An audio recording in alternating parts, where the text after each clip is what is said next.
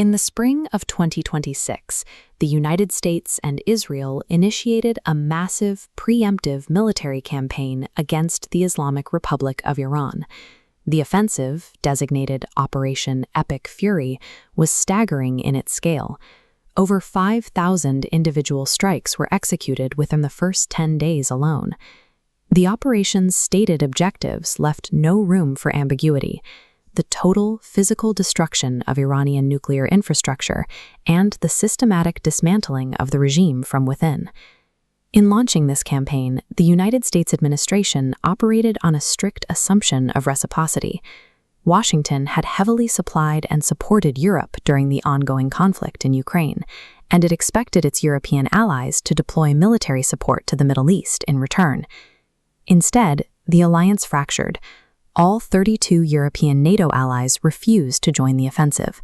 They also explicitly declined to assist in subsequent operations to reopen the Strait of Hormuz.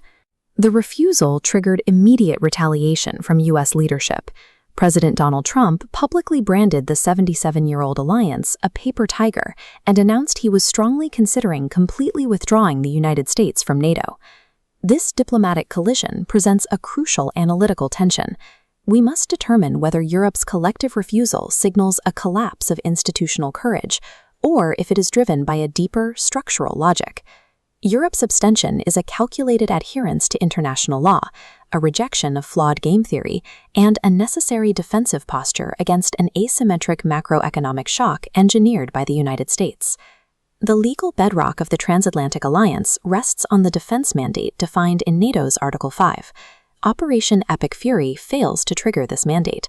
Article 5 strictly requires an outside armed attack against a member state.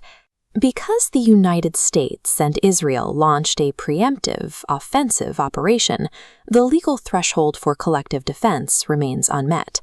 Furthermore, the alliance is bound by a secondary, heavily overlooked legal safeguard, Article 6. Article 6 sets strict geographic boundaries on where NATO can operate as a collective defense force. The mandate is limited to Europe, North America, and territories north of the Tropic of Cancer. The Persian Gulf and the Strait of Hormuz fall entirely outside this legal theater. These specific geographic constraints were actually authored and demanded by American negotiators in 1949.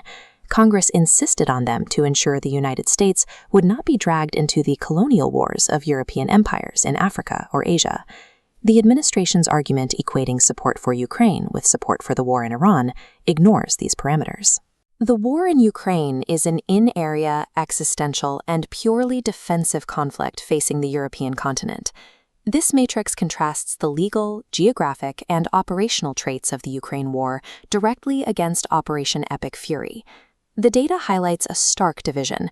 Where Ukraine is a defensive response within the alliance's scope, the 2026 Iran war is an out-of-area, unilateral, offensive action. To meet the American demand for military participation in Iran, European allies would have to violate the exact legal and geographic safeguards the United States originally built to protect itself.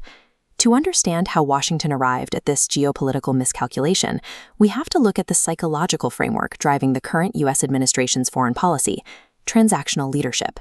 This approach relies heavily on zero-sum thinking and reciprocity bias. The administration views the American military umbrella purely as a tradable commodity. Protection is offered, but only in exchange for absolute out-of-bounds compliance from its allies. This worldview was formalized into national security strategy through what analysts call the Trump corollary to the Monroe Doctrine. The corollary demands absolute U.S. hegemony and explicitly rejects the rules of multilateral international law. It treats traditional European allies not as independent strategic partners, but as regional subordinates expected to facilitate American interests. When this ideological framework was translated into military strategy against Iran, the United States applied a Western cost-benefit deterrence model to a revolutionary regime. This game theory matrix maps the United States decision tree against the Iranian decision tree. It illustrates a case of non-shared rationalities. The U.S. assumed that overwhelming physical destruction of Iranian infrastructure would automatically force the regime to capitulate. However, Iran's strategic rationality is viewed through the lens of revolutionary ideology and regime survival. To the Iranian leadership, yielding to unilateral U.S. pressure constitutes a greater existential risk than absorbing damage to their infrastructure. This structural misread resulted in an escalation trap. By eliminating diplomatic channels and launching massive initial strikes, the United States forced Iran into a corner where de-escalation became politically impossible for both sides. Washington miscalculated its adversary's logic.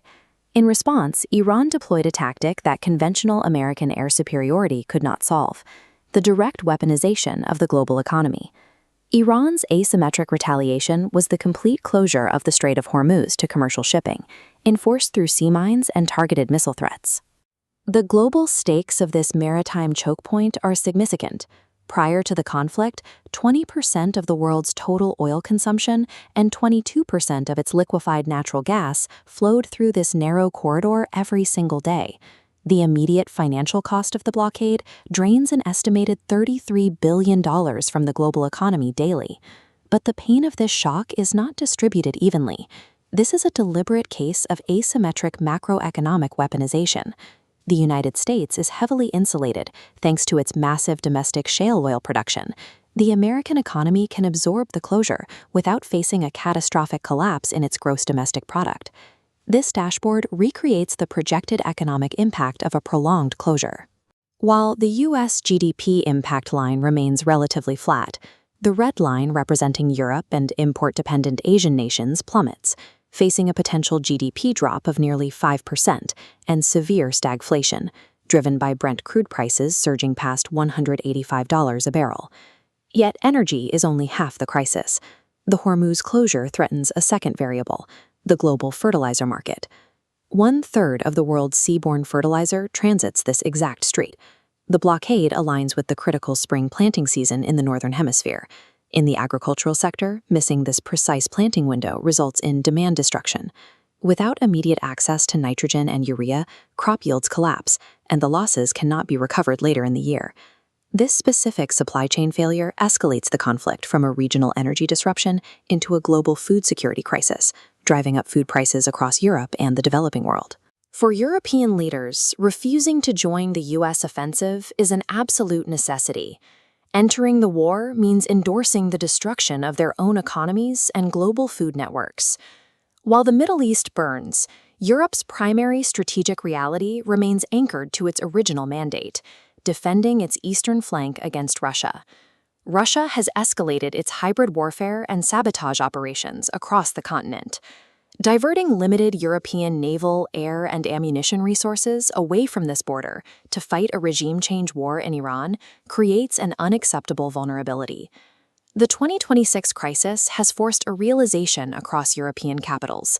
The traditional United States security umbrella is no longer a reliable, unconditional guarantee.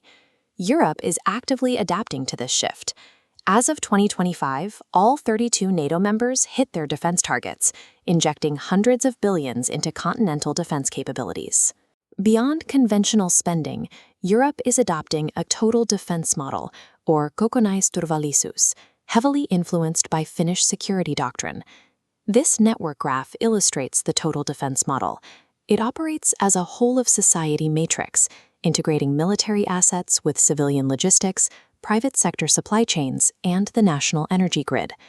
This deep societal integration creates an intrinsic, independent deterrent.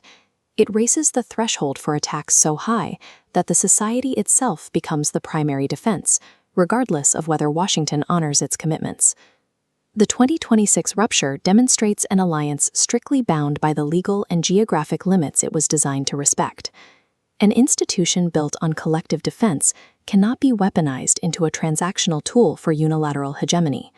When a superpower attempts to do so, it leaves its allies with only one rational choice: to forge their own independent survival strategy.